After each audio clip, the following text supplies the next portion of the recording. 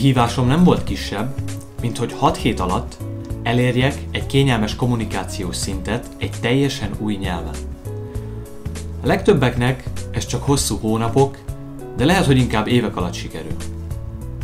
Fontos, hogy teljesen a nulláról indultam, senki spanyol nem volt mellettem és körülöttem, és kizárólag a szabadidőmben tanultam. A 6 hetes kihívásom végén spanyol anyanyelvűekkel beszélgettem, és megkérdeztem őket, hogy mit gondolnak, mióta tanulom a nyelvet. ¿Cuándo crees que empecé a aprender español? ¿Un año? Más de 2 años. Más de 2 años. 2 años, 3 años. 3 años. 3 2 años. Mínimo 6 meses. Mínimo. Es una experimenta con español para mí, porque empecé a aprender español hace 6 semanas. ¿En serio? 6 semanas, en serio. Meglehetősen sokan meglepődtek azon, mikor azt mondtam, hogy csak 6 hete kezdtem el, vagy inkább az volt a jellemző, hogy nem is nagyon hitték el. Hát ezt tényleg 6 hét alatt termelted ki magadból? Mert... Ezt 6 hét alatt kipréseltem. Bemutatom, hogy 6 hét alatt hogyan jutottam el arra a szintre, hogy kényelmesen tudok beszélgetni spanyol anyanyelvűekkel, méghozzá nagyjából erről a szintről. Gracias, de nada, amigo, vino blanco. Elmondom, hogy mi volt a célom ezzel a kihívással, és miért kezdtem el spanyolul tanulni, és miért szeretném ilyen rövid idő alatt megtanulni ezt a nyelvet. Sorra veszem azokat a technikákat és stratégiákat, amit alkalmaztam a 6 hét alatt, amiknek a segítségével sikerült eljutnom nagyjából arra a szintre, amit majd láthatsz. Ez a videó ez nem lesz elég arra, hogy bemutassam az összes technikát, hogy hogyan használtam, viszont láthatod, hogy mik azok, amiket használtam a 6 hét során. Ezt követően szeretnék arról is beszélni, hogy a nyelvtanuláson kívüli dolgok, mik voltak azok a dolgok, amik lényegében segítettek, és fontosnak tartom megemlíteni. Illetve a videó végén láthatod azokat a jeleneteket, ahol spanyolokkal beszélek, és megértem lényegében az anyanyelvűeket, úgyhogy az utóbbi 1-2 évben többször is olvastam hatékony nyelvtanulási technikákról, és már túl sokat beszéltem ismerőseimnek, hogy hogyan lehetne ezt nagyon hatékonyan, nagyon jól csinálni. Viszont, hogyha belegondolok, akkor ez nagyon sokszor csak beszéd volt a részemről, még nem igazán mutattam meg, hogy hogyan lehet gyorsan megtanulni egy-egy nyelvet. Szeretném, ha azt látnád, hogy hogy eljutottam egy jó szintre itt a spanyolban, az a befektetett munkának, időnek az eredménye, illetve a helyes stratégiák használatának. Hogyha azt nézem, hogy mennyire vagyok tehetséges nyelvtanulásban, akkor szeretnék én nagyon tehetséges lenni, de rá kell, hogy jöjjek, hogy lényegében nem igazán. Az angolom az meglehetősen jó, viszont 2 nyelvűben is ezt tanultam, évek óta rengeteget hallgatok angolul, úgyhogy ha az angol nem menne, akkor ott már lehet, hogy problémák lennének. A német nyelvvel sokat küzdöttem, annak ellenére, hogy középiskolába letettem már a középfokút, kimentem Ausztriába, 9 hónapot eltöltöttem, és még ezek után sem beszéltem úgy a németet, ahogy én azt szeretném. Nagyon sokszor, hogyha az osztrákok egymás között beszélnek, egyszerűen nem vagyok képes megérteni. Továbbá még volt a szlovák nyelvvel egy kis kísérletem, ekkor már egészen sok bókot és dicséretet kaptam arra, hogy beszélek szlovákul, de hát még 3 hónap után se tudtam értelmesen elmondani a gondolataimat. Tehát én tudok azonosulni a nyelvtanulók problémájával, mint például rossz kiejtés, lassú szótanulás, unalmas nyelvtan, nem tudsz megszólalni az adott nyelven, vagy például, ami nekem általában a fő probléma, az az, hogy nem értem meg őket, mert gyorsan beszélnek. A jó hír, hogy ezekre mindegyikre van megoldás. Ha a jó technikákat használod, akkor sokkal gyorsabban fogsz fejlődni. Spanyolul elsősorban az emberek miatt szeretnék megtanulni. Szeretem a mentalitásukat, szeretem a kultúrát, abszolút segítőkészek és kedvesek, úgyhogy az tök jó lenne, hogyha az ő nyelvükön tudnék velük beszélgetni. Sokszor a spanyolok angolja az nem a legerősebb, úgyhogy ők szívesen is beszélnek valakivel, aki spanyolul tanul. És egy emberrel beszélni az ő saját nyelvén, az mindig teljesen más, mint hogyha például angolul kellene beszélnetek. A jövőben szeretnék sokat utazni, és úgy gondolom, hogy a spanyol ilyen tekintetben is egy nagyon hasznos nyelv, és Spanyolországon kívül szinte egész Dél-Amerikában spanyolul beszélnek. Egy ilyen projektnél úgy gondolom, hogy nagyon fontos, hogy a célkitűzés az rendben legyen. A célom a 6 hét alatt eljutni egy olyan kommunikációs szintre, ahol képes vagyok viszonylag kényelmesen kifejezni a gondolataimat ezen a nyelven, illetve megértem, hogyha hozzám beszélnek.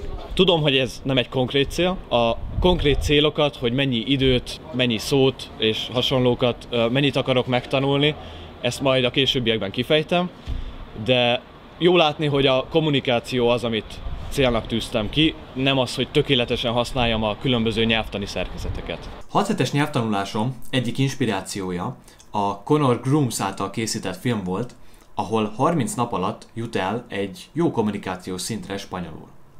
Így megkérdeztem őt, hogy mik azok a dolgok, amelyekre ő fókuszált egy ennyire rövid időszak alatt. There's basically 3 most important activities when it comes to learning Spanish, and that's a lot of one-on-one time with a native speaker, ideally with a teacher. Yes. An SRS, so you're doing flashcards. So the point of flashcards is to basically get vocabulary into your head so that when you're in a conversation, you can remember it. You're not going to completely learn a word just from the flashcard, but it gets you to the point where you can remember it. So once you actually use it, that's when you're actually going to remember it. And then focusing on the sounds really early, because ultimately language is just sound. So if you don't get the sounds down early on, basically everything else that you do, you're kind of screwed. So those are the 3 things that I focused on, and those are the most important activities. Kezdjük ezek közül a szótanulással. Szerintem ezt a problémát mindenki ismeri. Az rendben van, hogy megtanulsz egy nap 20 új szót, de a kérdés, hogy hogyan teszed meg ezt akár 40-50 napon keresztül, úgy, hogy közben nem felejted el a korábban tanultakat. Itt jön segítségünkre az Anki nevű program, amelyben szókártyákat tudsz készíteni, és hatékonyan tanulhatod meg azokat. Talán az egyik legfontosabb összetevője volt ez a gyors fejlődésemnek. A program egy egyszerű algoritmust használ, ahol a szavak ismétlődése között egyre több idő telik el. Így ha megjegyzel egy új szót, akkor az először másnap jön, majd 4 nap múlva, aztán 2 hét múlva, és így növelve folyamatosan az időt az ismétlések között. A kártyák jellemzően azelőtt jönnek újra, mielőtt elfelejtenéd őket, és ez az a pillanat, amikor a legerősebb memória kapcsolat keletkezik az agyban. Én nem csak ráírom az egyik oldalra angolul, a másikra pedig spanyolul a szavakat, amikor ezeket a kártyákat készítem, hanem egy picit továbbfejlesztettem őket, és javítottam a hatékonyságukon. A rendszerben nálam 2 kártya van. Az egyik a hallott szöveg értését javítja.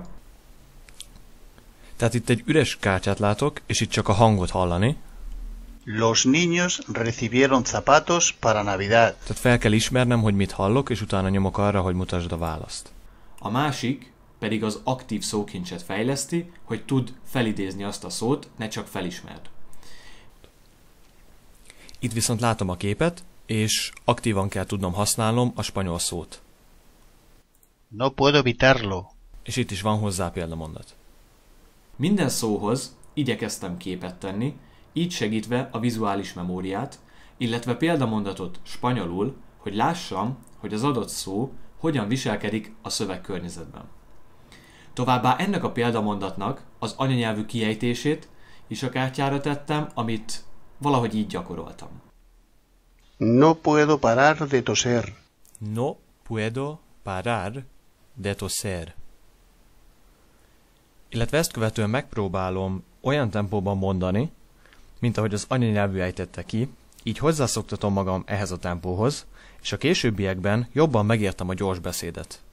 No puedo parar de toser. No puedo parar de toser. No puedo parar de toser. Így sokkal több történik, mint egy egyszerű nyelvtanulás, ráérzek a nyelvnek a ritmusára, tempójára, kiejtésére, miközben az új szavakat tanulom. Ez, hogy a mondatokat ismételgettem ilyen gyors tempóban, rengeteget segített abban, hogy jobban értsem a nyelvet, amikor hozzám beszélnek. A célom ezzel a rendszerrel 1500 szókártya készítése és megtanulása volt, ami 750 új szót jelent, ehhez nagyjából 1,5-2 órát töltöttem szótanulással minden nap. Természetesen ez a 750 szó nem véletlenszerűen kiválasztott 750 szó, hanem a spanyol nyelvben használt leggyakoribb szavak. Be kell, hogy valljam, hogy ez volt a legkeményebb része a kihívásnak, de egyben a legcélra vezetőbb is. A következő videókban bemutatom majd, hogy milyen kártyákat készítettem, sőt azt is tervezem, hogy elérhető legyen ez a kártyacsomag, amit én összeraktam, hogy te is tanulhassál belőle. Connor abban a filmben, amit készített, nagyon jól bemutatja a kommunikáció fontosságát a tökéletesség helyett. So let's talk about the thing holding back millions of language learners. Perfection. With any language, there are two main milestones: communication and perfection, fluency. In 30 days, you can go from nothing to expressing almost any idea. You can communicate almost any idea after 30 focused days. The mistake most people make is they try to be perfect. And when you try to be perfect, this is how far you can get in 30 days. Get to here first and be able to express any idea, and then worry about refining that towards perfection. Beszélgetésekre én a Baselanget használtam, ahol egy havidíjért cserébe korlátlan számú Skype órát vehetsz az adott hónapban, méghozzá anyanyelvű spanyol tanároktól, jellemzően Venezuelából. Hogyha csak heti 1-2 órát veszel, akkor ez természetesen nagyon drága, de hogyha komolyan veszed a tanulást, akkor nagyon megérheti. A későbbiekben tervezek egy videót készíteni, ahol elmondom, hogy én hogyan használtam a Baselanget. Amennyiben ez érdekel, iratkozz fel a csatornára. Nekem tetszett a Baselang, mindig beszédre késztetett, egy tanárral pedig kifejezetten sokat beszélgettem, úgyhogy elmondhatom, hogy van egy jó barátom is most már Venezuelába, akit bármikor meglátogathatok. Az első 1-2 hétben még nem nagyon használtam a Baselanget, később viszont a célom a napi 1 óra Skype beszélgetés volt, amit amikor én Budapesten voltam, akkor mindig be is tartottam. A Language Transfer az egy ingyenesen elérhető audioanyag, ami zseniálisan vezeti le az angol és spanyol rokonságát, és így azonnal egy több százas szókincset ad a kezedbe. And the way we're learning the language is really dissecting it to its smallest pieces and then building it up together through a series of mental exercises in a way that makes sense for that specific language. I mean, to speak about the language transfer project and the methodology is to teach a language a lot of content in record time, but it's not just about the content, that's just half of the journey. The other half of the journey is the way you learn how to think about language. Illetve azt is megtanítja, hogy hogyan gondolkodj a nyelvről, és sok nyelvtani szerkezet használatát mutatja meg az ő módszerével. Tényleg egy nagyszerű ingyenes audioanyag, utazáshoz, sétához kiválóan használható. A népszerű nyelvek közül betekintést nyerhetsz a spanyol, a német és az olasz nyelvbe is. Hallott szövegértés fejlesztésére elsősorban a YouTube-ot és a Netflixet használtam, ami 2 nagyszerű forrás. Találsz egy YouTube linket a videó alatt, ez egy csatorna, ahol egy spanyol tanárnő magyarázza el a nyelvtant és különböző nyelvtani finomságokat a spanyolban, méghozzá mindezt spanyolul. Számomra ez nagyon hasznos volt, sokat tanultam belőle. A Netflixnek a Grand Hotel című spanyol sorozatát néztem, ahol már az elejétől szoktattam a fülemet az igazán gyors spanyol beszédhez.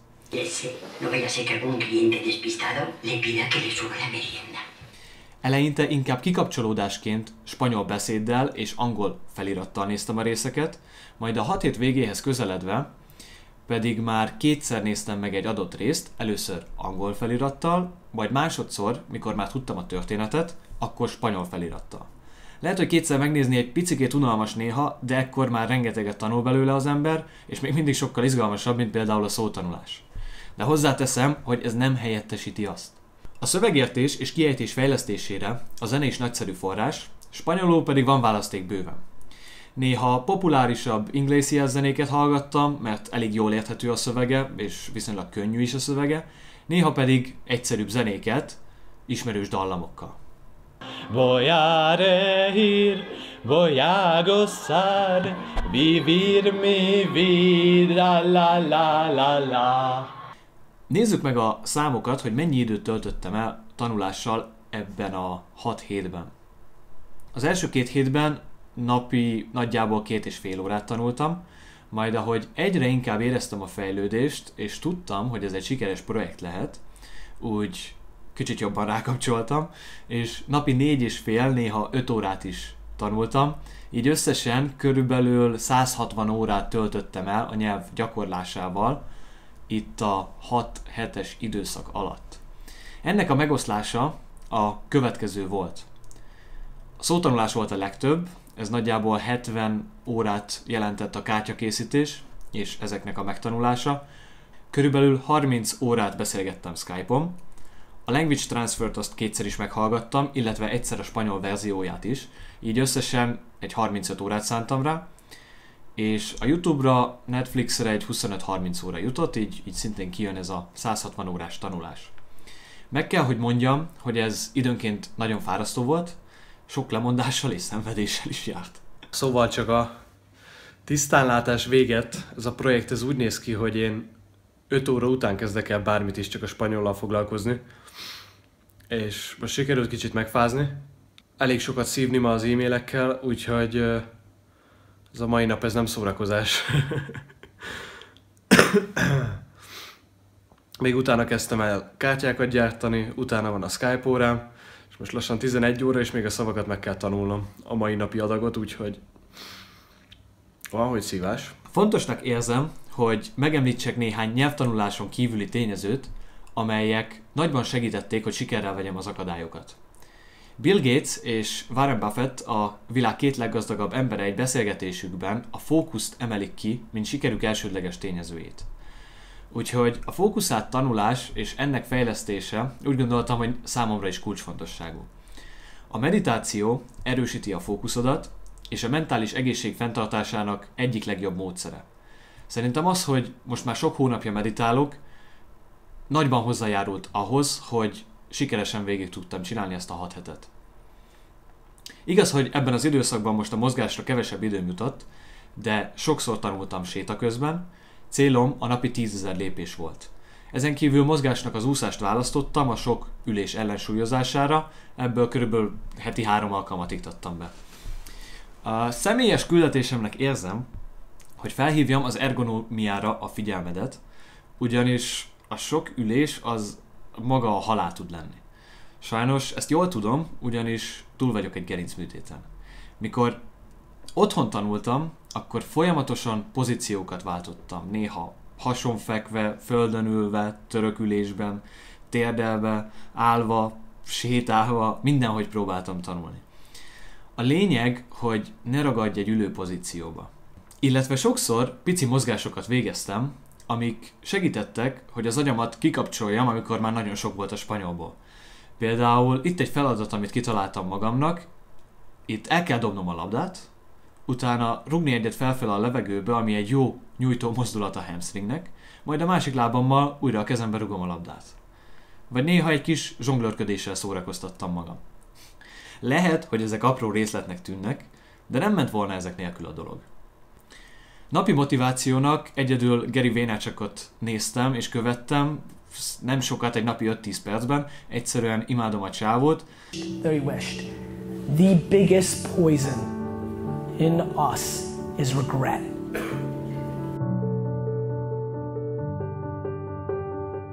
Hamarosan a videó befejezéseként láthatod, ahogy spanyolul beszélek. Bevallom, hogy eléggé örülök annak, amilyen szintet sikerült elérnem, ugyanis akikkel beszélgettem, nagyon sokan úgy gondolták, hogy évek óta tanulom a spanyolt.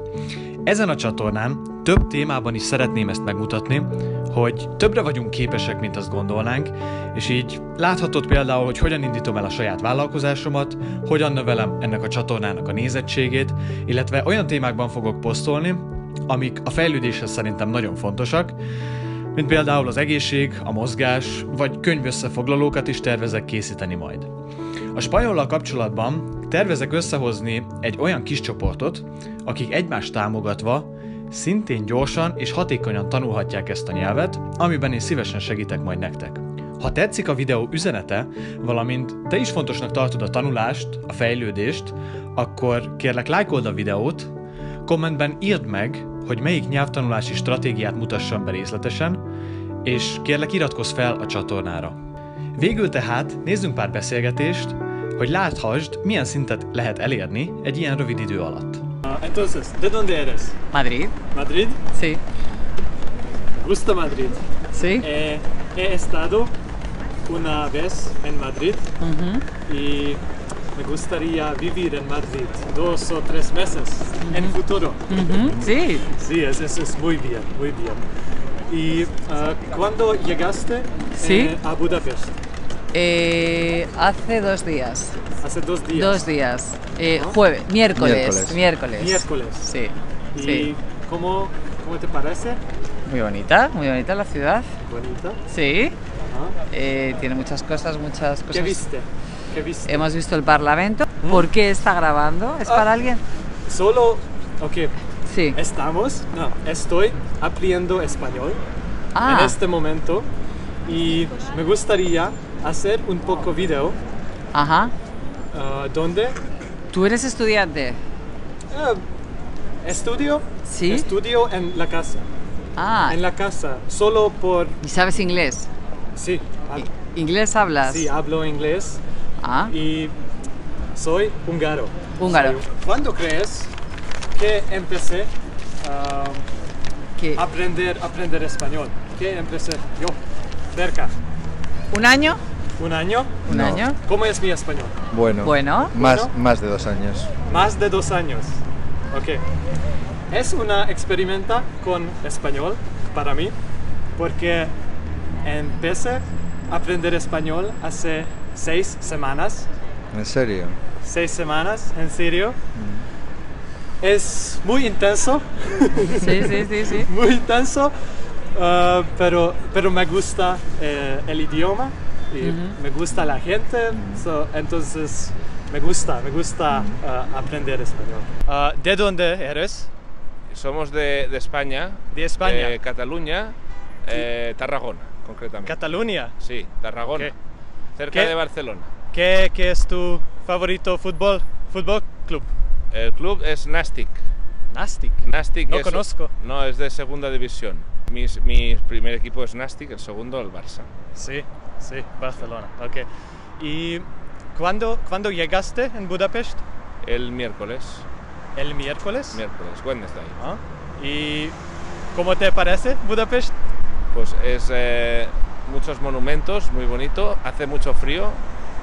¿Mucho frío? Bueno, frío. Bueno, sí. ¿Hace frío para ti? Para mí sí. Me han dicho que hay días que hace más frío. Ajá. En este momento, ¿cuál degra en España? Grados. Pues debe haber unos 18, 18 grados. Ajá. Aquí estamos a 10. Más caliente. Sí, un poquito más. Aquí. Ajá. ¿Cómo estás practicando aprender idioma en corto tiempo? Pienso, es muy importante. Las 3 cosas que es más importante, en mi opinión, es buena pronunciación. Segundo es deberías aprender con suficiente y eficiente palabras. Por ejemplo, hay un programa que es posible aprender palabras muy eficientemente. Sí. Tercero, tienes que hablar mucho. Sí, ez verdad. Nézd, amit csináltam, abban semmi különös nincsen. Egyszerűen csak azokra a dolgokra fókuszáltam, amik működnek. Sok beszéd anyanyelvűekkel, memóriakártyákat készítettem a hatékony szótanuláshoz, figyeltem rá, hogy a kiejtésem minél jobb legyen, a leggyakoribb szavakat és nyelvtani szerkezeteket tanultam meg először, a kommunikációra fókuszáltam a tökéletesség helyett, és természetesen rászántam az időt és energiát. Még ha nem is tanulsz ennyire intenzíven, mint én ebben a 6 hétben, de ezekkel a módszerekkel és kitartással te is sokkal hamarabb érhetsz el egy olyan szintet, amit korábban nem is gondoltál volna magadról.